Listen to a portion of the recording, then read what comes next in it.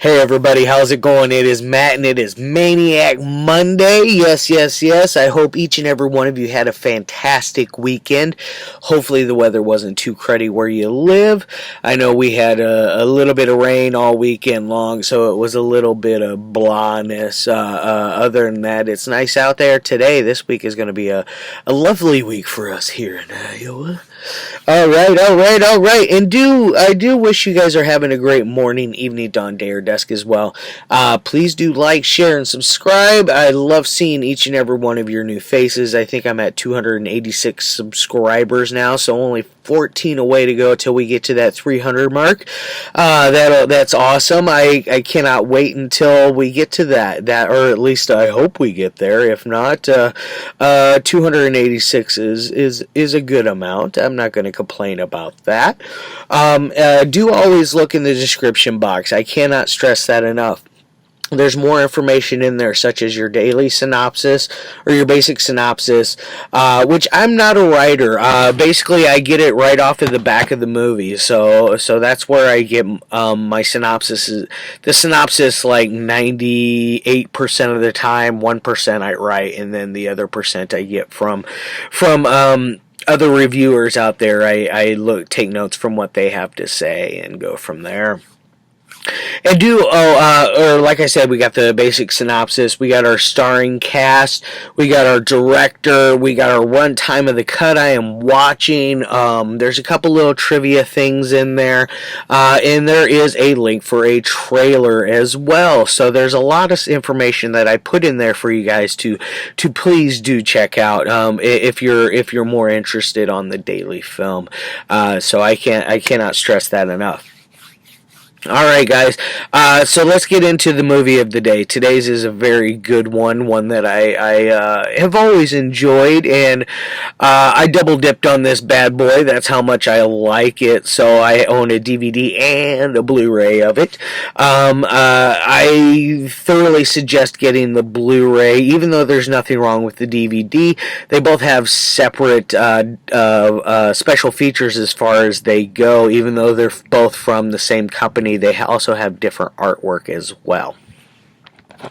Now let's get on to it. It is none other than 1988's Maniac Cop. Yes, folks. This is a great film. This is one that I thoroughly enjoy, that I am glad to finally get this Blu-ray into the collection. I got it dirt cheap off of Amazon, so do check out Scamazon for a copy of this. It's cheaper than anywhere else that I saw, or at least it was cheaper than both Diabolic and Grindhouse. You might be able to find it like Second Spin or eBay for cheaper. I'm not 100%. Or Bull Moose is another one. Anyways, now let's get back to today's movie. Now this one is rated R, and as far as I know, they both actually. This one here, the DVD, is 2 minutes longer, so this one's running at an hour and 27 minutes. This one's running at an hour and 25 minutes. So there is a difference between run times between the two. So do keep that in mind. And this is technically a special edition compared to this one. So if you're a true Blue fan, do like I do and get both copies, and you'll have separate features through both of them. As far as artworks go, I don't believe they have any reversible artworks for either one. No, there isn't. But this one does. The Blu-ray does have a nice little picture that you can look off of for as far as things that at least it's not a blank piece of paper on the inside. Now, as far as the Synapse DVD goes, it is zero reversible, and there is zero artwork on the inside. But it is a black case, so it would be pointless to put artwork on the other side unless it's going to be a flippable one. And inside there is a little insert card, which if you turn it over, insert paper. It's got a couple little other releases from Synapse. Street Trash is awesome. Rock and Roll Nightmare is awesome. I have yet to see the other two that are on there, but Singapore Sling, I've heard great things. Now, as far as special features go, on the DVD we got Let's see here. Theatrical trailer, television spots, filmed. The additional filmed for Japanese television broadcast. So that I am guessing is the 2 minutes extra that you have on there. And then you do have a featurette with Robert Zadar himself, the chin or the jaw. I saw a thing on IMDb where they called him the chin. No, that's none other than Bruce Campbell, who stars in this movie. I think Robert Zadar was known as the Jaw, if memory serves me correct, but I could be wrong. Maybe he is Mr. Chin. Now, as far as your Blu-ray has interview with Robert Zadar, interview with Tom Atkins, featurette with Danny Hicks, which has an animated promotional art gallery. It does have those additional Japanese scenes on here, theatrical trailer, and TV spots. So it does have they both have, if memory serves me, the Robert Zadar interview is different than the one on here. If memory serves me, I could be wrong. I was going to go double check it this morning, but for some reason this one will not play in my upstairs Blu-ray player. I don't understand why. It plays in my downstairs perfectly okay, but whatevs. It is what it is. Now, as far as what it's about, it's about a cop that you find out that he was he was very stern, very by the books kind of fella, but he was also very violent in the ways he did it. He believed in the old school ways where you beat the shit out of them and you ask questions later. Guilty until proven innocent, one of those ordeals. So he was a real hard ass. One of those kind of cops that you wouldn't want to run into if you were doing anything stupid, one of those kind of ordeals. Now, what happens to him? He ends up going to prison, and while he's in prison, he's got a huge reputation, and he's also an enormous guy. This guy is huge. Robert Zadar is an intimidating size, both in his stature, and I think they said he's 6'3", so he's a big dude. And then you look at him in the face, and he's even more intimidating, because I remember him from lots of stuff. But he is really, really good in this. And who else is really good in this? Bruce Campbell, who's in this, he's your main star. He is basically, I forgot to say, Zadar's character gets murdered in prison, or so they think. But Bruce Campbell's character is a police officer who gets accused of murdering his wife because he happened to he was having an affair with another police officer played by Lauren Landon, and she is also a police officer, like I said there. But they are both, I believe, beat cops, so they're out on the street. They both wear uniforms and all that jazz and whatevs, but they're having an affair. His wife happens to come check out and see what's going on. She finds out like the hard way that they are having an affair. I think it's very weird that they just let her gave her a key to the hotel room.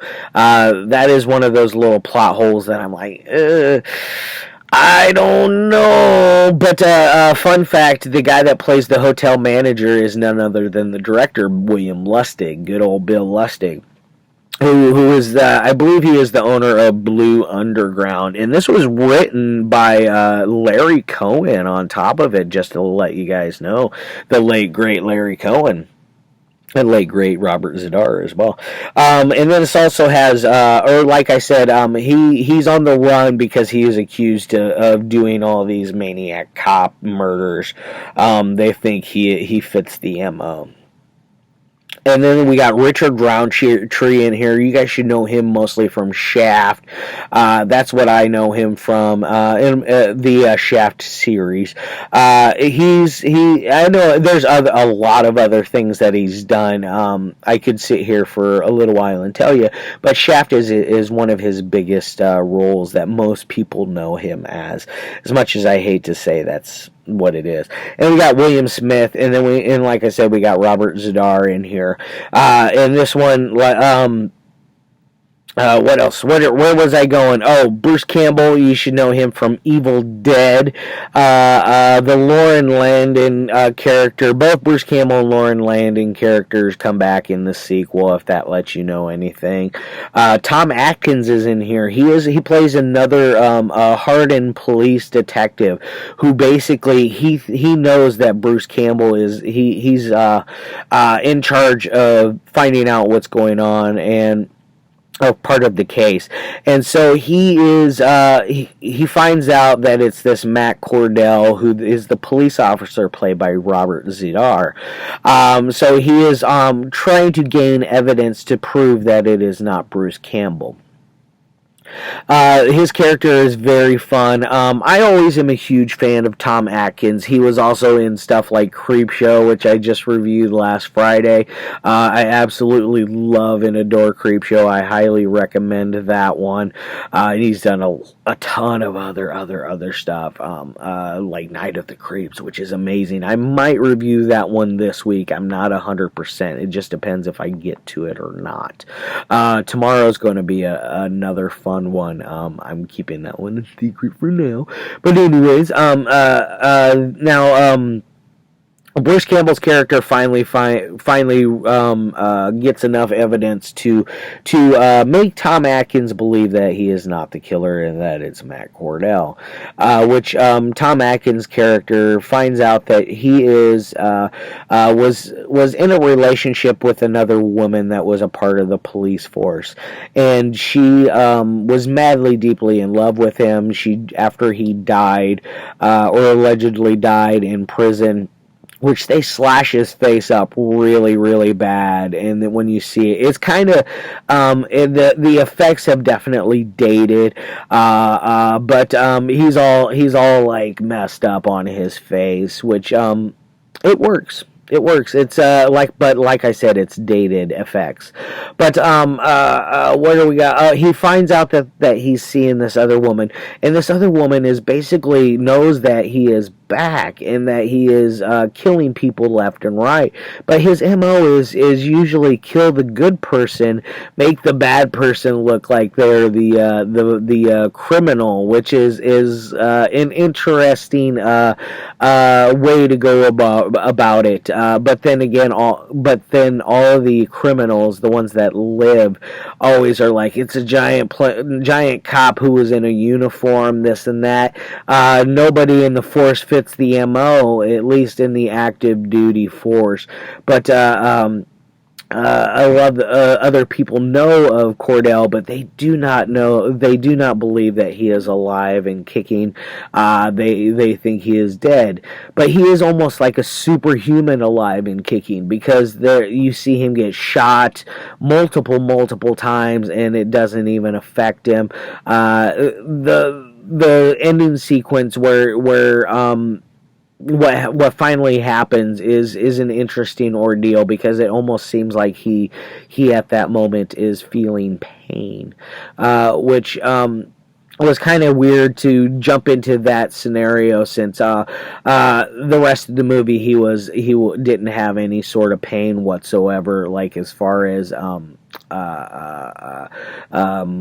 doing his being attacked, at least defending himself. Now, as far as any kind of ratings that I would give this thing, on a technical side, this thing's probably a 3 out of 5. It's basic. The story works really well. I think Larry Cohen was not only a great director. I think he was an amazing screenwriter on top of it, because he did way more writing and writing screenplays than what was on his directorial filmography. So he is definitely a very accomplished writer and did some amazing stuff. Now, as far as any kind of entertainment side goes, this thing is entertaining as shit, yo. I can't get enough of this one. I almost rewatched it today just to have another go of it. I want to go in order and watch all three of them in order, just so that lets you know that it is a trilogy, which is not hard to figure out. You do a quick IMDb search, and it automatically comes up with 1, 2, and 3. So it's not a mystery or anything. It is definitely one of those that has an open-ended ending, which is perfectly okay. I like what they did because the sequels, they definitely work. I love part 2, and part 3 is really, really fun. And see, part 2 was like 1990, and I think the other one was like 91 or 92.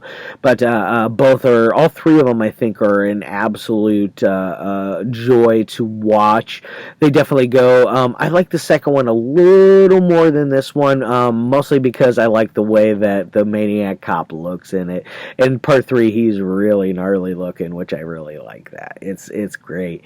So, you got great performances in here. You know, Bruce Campbell never is terrible. The guy is always on point and entertaining from beginning to end with his character. Always good.